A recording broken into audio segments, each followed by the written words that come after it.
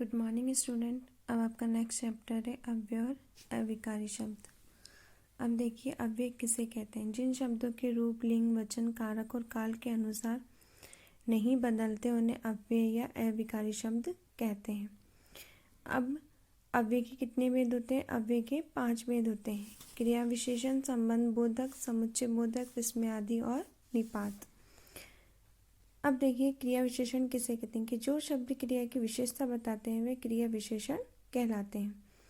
अब क्रिया विशेषण के भी कितने भेद होते हैं? 4 भेद होते हैं। रीतिवाचक, कालवाचक, स्थानवाचक और परिणामवाचक। आपका है पहला रीतिवाचक। रीतिवाचक किसे कहते हैं कि जिन शब्दों से क्रिया के होने का ढंग, तरीका या रीति का ज्ञान होता है उन्हें रीतिवाचक कहते हैं। जैसे देखो तेज, ध्यानपूर्वक, धीरे धीरे, अचानक, सहसा, एकाएक, चुपचाप, सचमुच, धड़ाधड़ आदि। जहाँ पे भी ये शब्दों का प्रयोग किया जाएगा वहाँ पर कौन सा होगा? रीतिवाचक क्रिया विशेषण होगा। जैसे देखो वह तेज दौड़ता है तो तेज वर्ड आएगा ना, वह तेज दौड़ता है। कैसे दौड़ता है? तेज दौड़ता है, तो रीतिवाचक हो। सेकेंड है आपका स्थानवाचक क्रिया विशेषण कि जो क्रिया विशेषण क्रिया के होने के स्थान या दिशा के बारे में ज्ञान कराते हैं। इसके बारे में स्थान मीन्स जगह या दिशा के बारे में ज्ञान कराते हैं, स्थानवाचक क्रिया विशेषण कहते हैं। अब देखो किन किन शब्दों के योग में, जैसे छत पर, अंदर, इधर उधर, बाहर, यहाँ, वहाँ, कहाँ, निकट, पास, सामने, दूर, सर्वत्र और आगे, पीछे, भीतर, नीचे, ऊपर आदि। इन शब्दों में जहाँ पे भी इन शब्दों का प्रयोग किया जाएगा वहाँ पर स्थानवाचक क्रिया विशेषण होगा। तीसरा है आपका कालवाचक क्रिया विशेषण। जो शब्द क्रिया की काल, समय संबंधी विशेषता को बताते हैं उन्हें कालवाचक क्रिया विशेषण कहते हैं। जैसे शब्द देखो परसों, दिन भर, सदा, अक्सर, आजकल, कल, तुरंत, नित्य, हमेशा, प्रातः, कभी कभी, दिन भर, रात भर, अभी अभी आदि।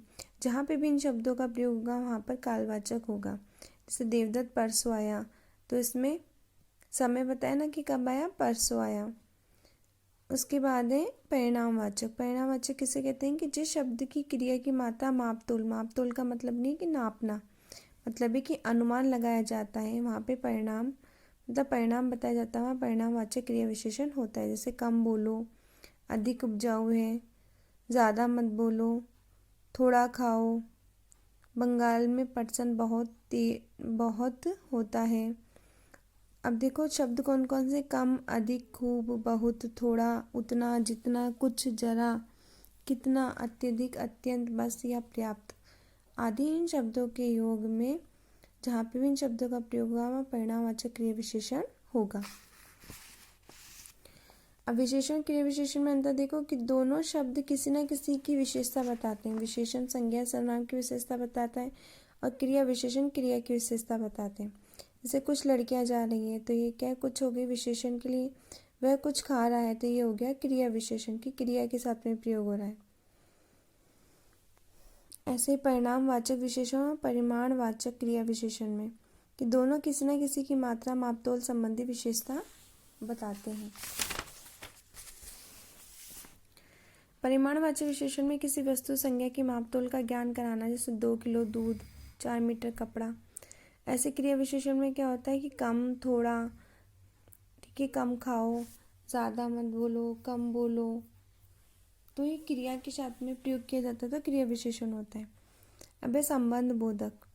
दूसरा, जो शब्द संज्ञा या सर्वनाम के बाद आकर उसका संबंध वाक्य के अन्य शब्दों के साथ जोड़ते हैं तो संबंध बोधक अव्यय कहलाते हैं।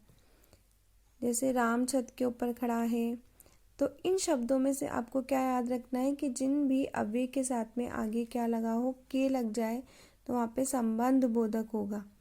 ठीक है, जैसे के ऊपर, के साथ, के बिना, जैसे हमने आगे पहले पढ़ा था ऊपर, नीचे, बाहर।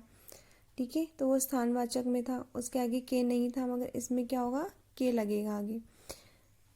अब इनको भी कितने भागों में बांटा गया? 8 भागों में बांटा गया। जैसे कालवाचक, स्थानवाचक, दिशावाचक, समानतावाचक, विरोधवाचक, हेतुवाचक, साधनवाचक और तुलनावाचक। जैसे कालवाचक में के बाद, के पश्चात, के उपरांत, से पूर्व, स्थानवाचक में के भीतर, के बाहर, के अंदर, के नीचे, के ऊपर। दिशावाचक में के पास, के चारों ओर, के समीप, की तरफ के बारे में, के बराबर, के समान, की तरह, के जैसा। विरोधवाचक में के विरुद्ध, के विपरीत, के प्रतिकूल। हेतुवाचक में के कारण, के मारे। साधन है के द्वारा, के सहारे, के जरिए। तुलना के आगे, के समक्ष, की अपेक्षा। अव्यय संबंध बोधक और क्रिया विशेषण में अंतर कि कुछ स्थानवाचक और कालवाचक अव्यय संबंध बोधक भी हैं तथा क्रिया विशेषण भी। जब इनका प्रयोग संज्ञा सर्वनाम के साथ होता है तो ये संबंध बोधक कहलाते हैं, और जब ये क्रिया की विशेषता बताते हैं तो क्रिया विशेषण कहलाते हैं। ठीक है, संबंध बोधक में क्या होता है कि संज्ञा या सर्वनाम के साथ में होता है तो संबंध बोधक कहलाता है, और क्रिया विशेषण में जो क्रिया की विशेषता बताता है वो क्रिया विशेषण होता है। जैसे देखो, भीतर जाना मना है, ये क्रिया विशेषण है क्योंकि भीतर किसके लिए क्रिया के साथ में प्रयोग हुआ है। ऐसे संबंध बोधक में कि कमरे के भीतर आम है, तो के भीतर आम है,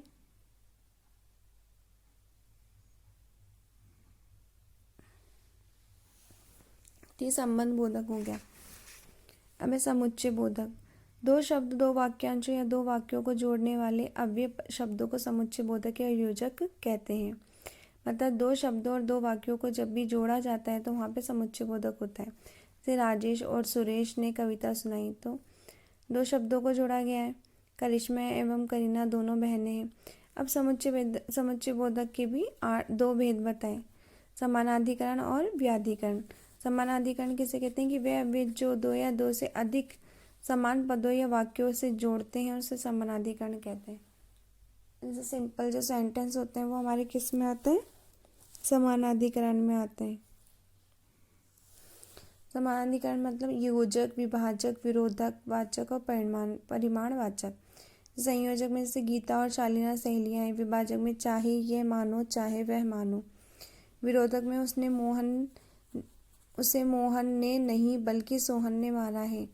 परिमाणवाचक मुझे प्यास लगी थी इसलिए पानी पी लिया। व्याधिकरण में क्या होता है कि मिश्र वाक्यों और आश्रित गौण उपवाक्यों को जोड़ने वाले अव्यय व्याधिकरण समुच्चय बोधक कहलाते हैं।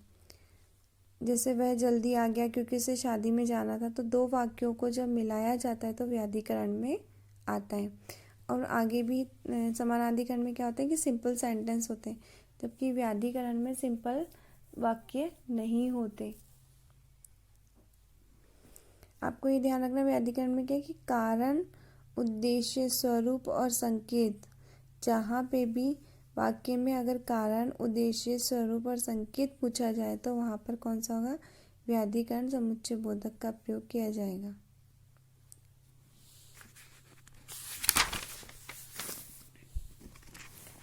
विस्मयादि बोधक। जो शब्द आश्चर्य, हर्ष, शोक, ग्लानि, घृणा आदि भावों को व्यक्त करते हैं उन्हें विस्मयादि बोधक कहते हैं। जैसे वहाँ क्या चौका मारा है, बाप रे इतना लंबा सांप। तो जिन शब्द वाक्य के आरंभ में आते हैं और उनके आगे विस्मयादि बोधक चिन्ह भी लगाया जाता है। जैसे देखो, विस्मय में अरे, ए ओ हो, आकाश, हे राम, आहा आहा, वहा वहा, धन्य धन्य और शाबाश। शोक में हाय, ओहो, हाय, त्राही त्राही, बापरे। गणा में छी छी, हट, अरे, दूर और धिक। स्वीकृति में ठीक है, जी हाँ, हाँ हाँ। उसके बाद है निपात। जो अव्यय शब्द वाक्य के किसी पद को विशेष बल प्रदान करे उसे निपात कहते हैं।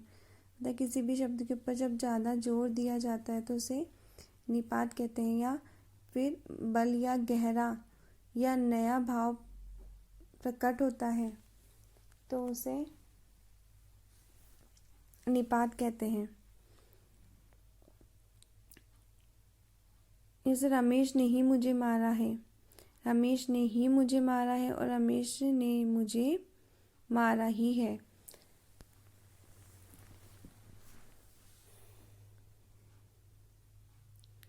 जैसे सचिन ने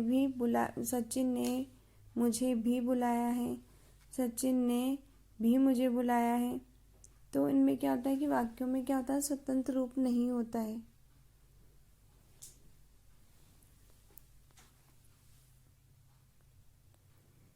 थैंक यू।